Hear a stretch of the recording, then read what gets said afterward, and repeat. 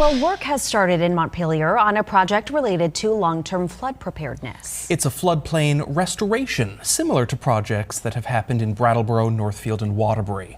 Community leaders involved in this caution there is no single solution, but they say they're committed to coming up with a series of approaches taken all together to try to reduce the chances of seeing another situation like what the Capitol saw back in 2023.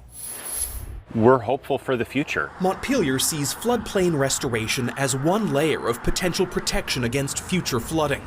It starts with the removal of this 1830s home in the flood zone that was built by the descendants of one of the city's early settlers. It's hard to lose a piece of our history here, but the truth is we're also saving other parts of it. In an area just off Route 2, by the train tracks and at the confluence of the Winooski River and the Stevens Branch, a $400,000 grant from the Flood Resilient Community Fund, administered by Vermont Emergency Management, is paying for the slow and careful dismantling of that now uninhabitable property.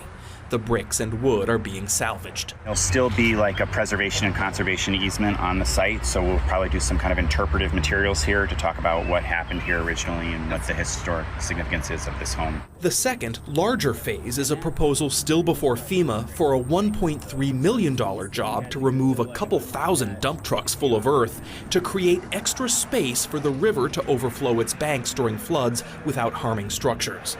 This is what this specific parcel looked like during the 2023 flooding.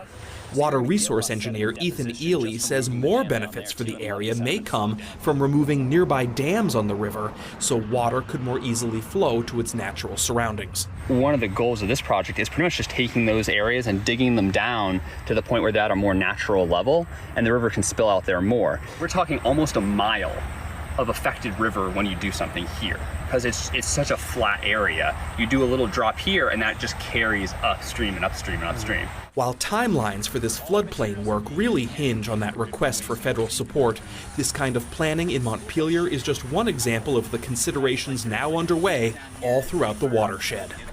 Your sense is you can't just sit back and do nothing. No, you can't. I mean, the truth is, like, I think about the people who built this house and the hard work that they had to do to settle a community like Montpelier, and that's our work too, to like figure out what the future of this community looks like. And you know, if they did it, we can do it. The Preservation Trust of Vermont thanked its partners on the project, the Vermont Housing and Conservation Board, the Vermont Community Loan Fund, the adjoining landowners, and the city of Montpelier, which will own that property in perpetuity. Public access to the restored floodplain is expected as recreation space.